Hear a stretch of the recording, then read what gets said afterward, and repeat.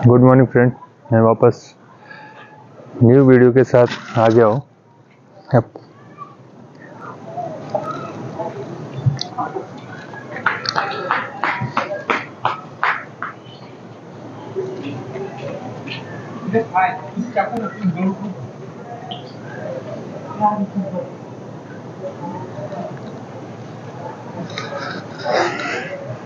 आज हम एक गीता के बारे में बताएं। गीता कुछ उपदेश है जो मैं एक्सप्लेन करूँगा, जो कि पूरा लाइफ चेंज हो सकता है।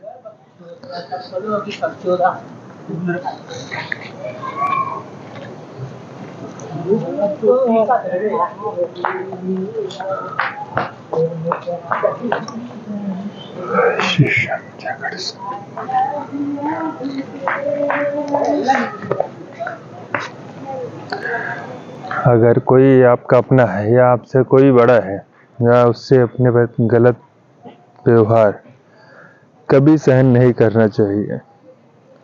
ये जीवन, ये गीत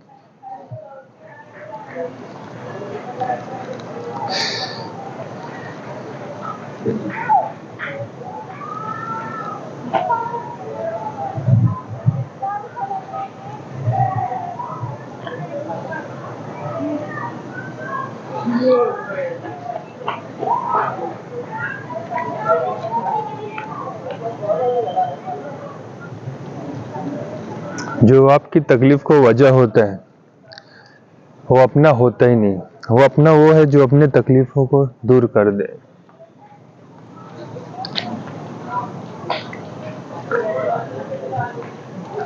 आप जितना सहेंगे लोग उतना ही और मजबूत सह करेंगे।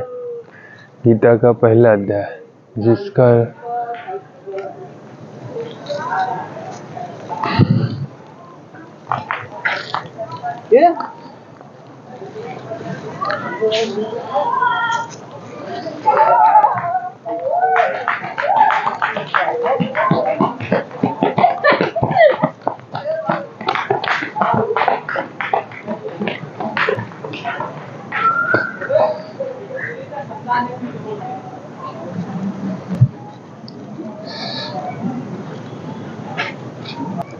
हम अपनी लाइफ में कई जगह गीता, भगवत गीता का उपयोग कर सकते हैं।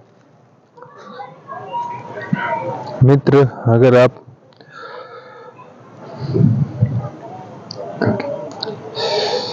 भगवत गीता एक सिर्फ ग्रंथ किताब ही नहीं है,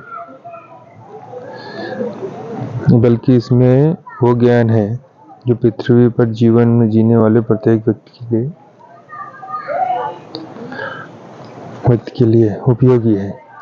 ये गीता हमें सिखाती है दुनिया में सबसे सपने पूरे कैसे किए जा सकते हैं, हमारी पर्सनालिटी कैसे बनती है, कैसे पॉजिटिव एनर्जी बनाई जाती है, खुशी क्या होती है, दुख क्या आती है, बड़ी बड़ी प्रॉब्लम का सल्यूशन क्या होता है, डिसीजन कैसे लिए जा सकते हैं, ब्रेकअप के सदमे से कैसे निकला जा सकता है, इमोशनल स्टेबल कैसे किया जा सकता है, और भी न जाने कितने बहुत कुछ जीवन के सफ़र में हम सफ़र में पूरे करने की इच्छा रखते हैं। ये सच है कि हम सब कुछ अच्छी तरीके से पाना चाहते हैं। हर कोई अपने करियर में आगे से अच्छे से आगे बढ़े और करोड़पति बनने का सपना देखता है। हम सभी अपने जीवन में बहुत कुछ सीखना चाहते हैं और जीवन के हर पहलू समझने की कोशिश करते हैं। ये गीता हमें जीवन जीने का सही तरीका बताती है, हमें जानने में मदद करती है मरने के बाद भी हमारे साथ क्या होगा। ये भी बताती है ब्रह्मांड कैसे बना है, भगवान अस्तित्व गारंटी कैसे, क्या हम पुनर्जन्म लेते हैं, ये जीवन ये रियल है या एक भ्रम है। हमारे सपनों को पूरा करने के लिए हमें बिना थके किसी के मार्गदर्शन के, बिना सही मार्गदर्शन मिल सकता है। हमारा मोटिवेशन, हमारा मोटो इतना स्ट्रांग रहना चाहिए कि हम कभी हार न माने।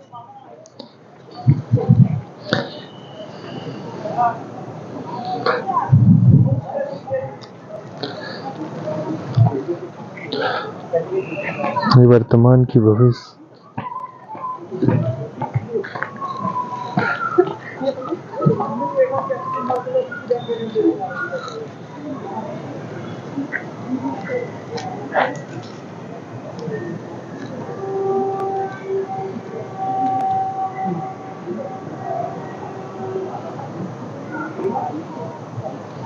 दुनिया के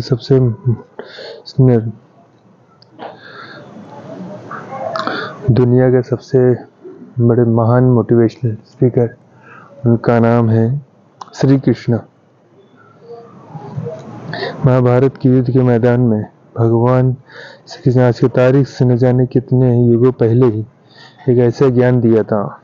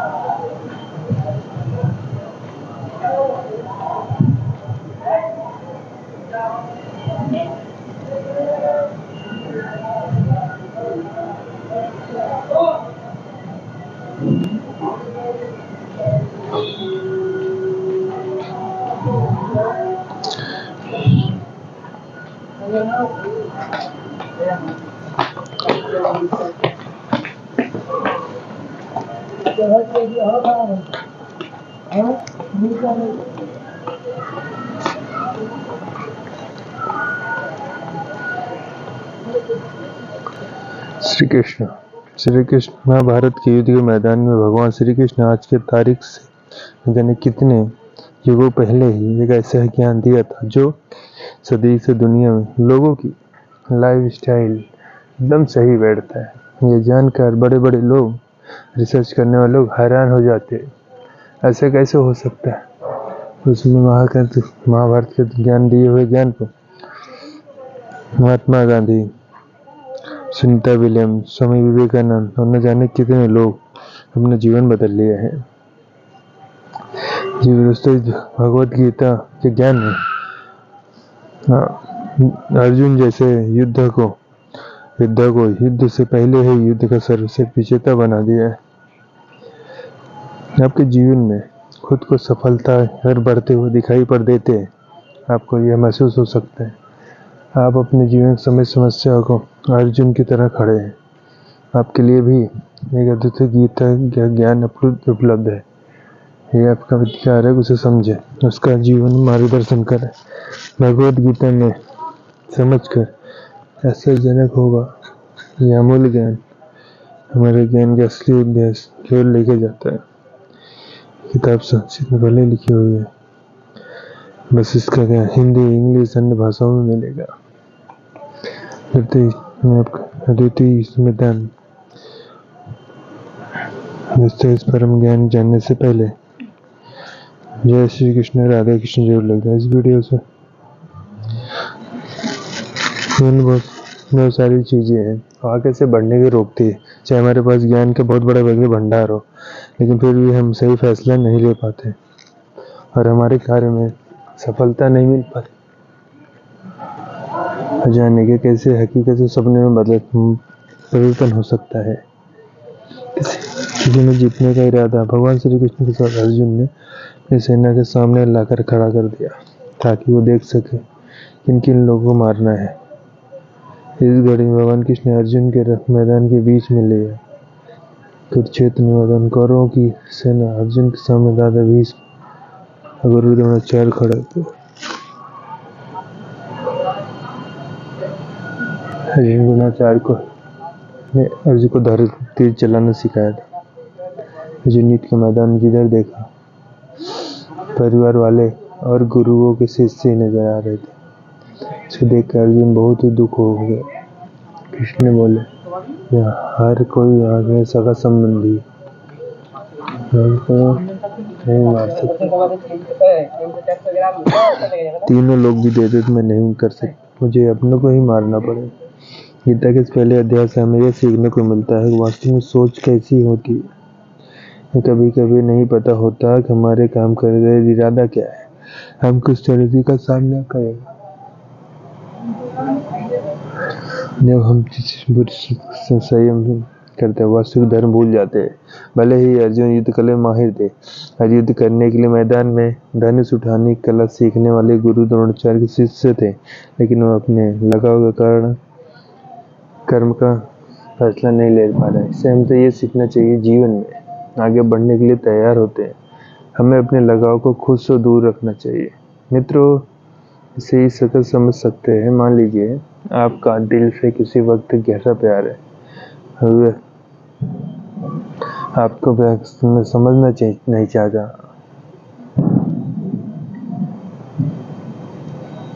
लगाव किसी भी पूर्व में हानिकारक हो सकता है। जब तक ये लगाव है, आप अपने आत्मा के धर्म के पूरा नहीं कर। गीता का दूसरा ज्ञान योग। मनुष्य 5 संख्या से बना है: आग, पानी, हवा, मिट्टी। अंदर मनुष्य इससे मिल जाता है। मेरे श्री कृष्ण ने अर्जुन को बनाया। जीवन में सबसे बड़ा योग कर्म योग है। भगवद गीता में दूसरे अध्याय में इमोशनल स्टेबिलिटी, आत्मा, मृत्यु, पुनर्जन्म, डिसीजन मेकिंग बना आयन के सबसे बड़े प्रॉब्लम में सीखने को मिलता है। जब अर्जुन ने, मैं आपको स्टोरी बता रहा हूँ, आप ये तुमको अर्जुन